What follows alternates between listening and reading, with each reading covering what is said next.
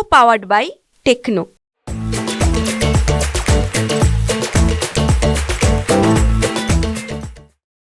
विश्व हिंदू परिषदेचे महाराष्ट्र गोव्याचे महामंत्री गोविंद शिंदे सर आपल्यासोबत आहे. सर, नवरात्र सुरू होत आहे, गरब्याचा उत्सवही मोठा असतो, काय सांगणार?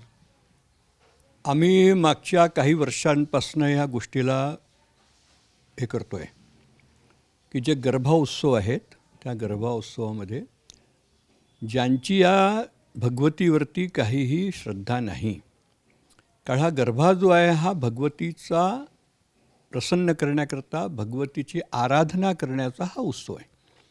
तर ज्याची त्या भगवतीवरच श्रद्धा नाही आहे त्यांनी त्या गरबामध्ये प्रवेश का करावा? गरबा हा काही नृत्य नाही आहे, गरबा हा काही इव्हेंट नाही आहे, गरबा हा काही मनोरंजनाचा साधन नाही आहे, गरबा हे भक्तीचं प्रदर्शन आहे.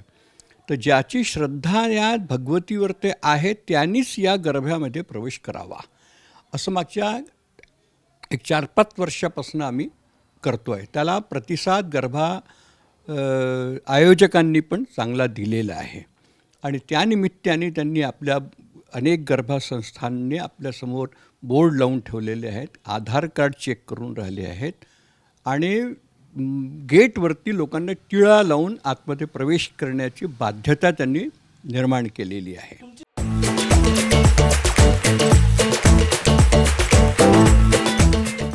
काय मागणी असणार आहे यावर्षीच्या गरबा उत्सवात? आमची मागणी हीच आहे किंवा लोकांनी ज्यांची श्रद्धा या भगवतीवरती नाही त्यांना एक तर प्रवेश नाही द्यावा, ज्यांना प्रवेश द्यावा त्यांचा आधार कार्ड बघून त्यांना प्रवेश द्यावा, त्यांना गेटवरती टिळा लावावा, गरबा पेंडालाच्या आतमध्ये प्रवेश केल्याबरोबर समोर तिथे भगवतीची मूर्ती किंवा फोटो असावा, लोकांनी तिथे नमस्कार करून आणि मग गरब्याच्या कार्यक्रमामध्ये त्यांनी सहभाग करावा. संस्कृती, सभ्यता आणि परंपरेचं निर्वहन तिथे झालं पाहिजे असं आम्ही सर्व गरबा आयोजकांना आणि आवेदन दिलेलं आहे. सर, याचा अर्थ असा होतो की तुम्ही म्हणता आधार कार्ड पाहून, म्हणजे तुमचं ज्या बोलण्याचा अर्थ आहे की मुस्लिम समाजाच्या तरुणांना संधी देऊ नका, आत प्रवेश देऊ नका. बरोबर. अरे मग त्यांची श्रद्धा आहे का याच्यावरती?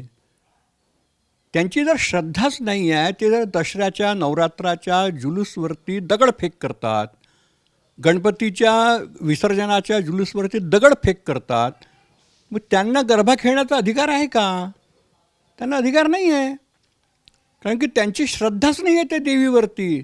आणि हा गरबा जो आहे देवीला प्रसन्न करण्याकरता आहे, नृत्य नाही आहे, मनोरंजन नाही आहे, हे लक्षात घेतलं पाहिजे. विश्व हिंदू परिषदेची काय भूमिका असणार आहे या नवरात्र उत्सवात? आम्ही प्रत्येक गरबा जे संचालक आहेत त्यांच्याशी आम्ही भेटून राहिलो आहे. कोकणामध्ये तर आम्ही त्यांना पत्र लिहिलेले आहेत आणि इथे पण बाकीच्या महाराष्ट्रामध्ये पण आम्ही गरबा संचालन जे करणारे लोक आहेत त्यांना भेटणार आहोत. भेटण्याचं काम चालू आहे आणि त्यांना हेच निवेदन करणार आहे की आधार कार्ड पाहून प्रवेश करा. एखादा असा संशयित व्यक्ती जर आम्हाला तिथे आढळला तर आम्ही त्याला पोलिसांच्या ताब्यात देऊ. संशयित म्हणजे समजा तुम्ही आधार कार्ड पाहून म्हणता तर मुस्लिम असला तर पोलिसांच्या ताब्यात देणार? नक्कीच, प्रश्नच नाही ना भाई. जो हिंदू आहे तो तर श्रद्धेने येणार आहे, तो दुसरा येणार आहे, तो काही दुसरा तरी काहीतरी उद्देश घेऊन येणार आहे, तर अशा लोकांना तो रोक करावीच लागेल ना. सर, तुम्ही जे म्हणताय की कोण हिंदू आहे कोण मुस्लिम आहे हे कसं ओळखलं जाणार तिथे? हो, आधार कार्ड पाहिल्यानंतर जर तुम्ही प्रवेश देणार आहे तर तुम्हाला ओळखायला येणार आहे ना. मग आता एखादा कोणी तर चुकीचा आधार कार्ड, नकली आधार कार्ड करून प्रवेश करेल तर ते ओळखायला येणारच आहे, तो दिसतोच वेगळा. धन्यवाद. कॅमेरामॅन साईसह गजानन माटे, TV9 Marathi, Nagpur. Co-powered by Techno.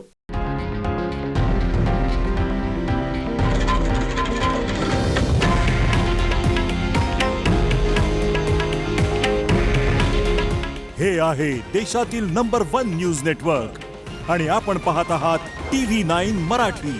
काळजी तुमची, हित महाराष्ट्राचं.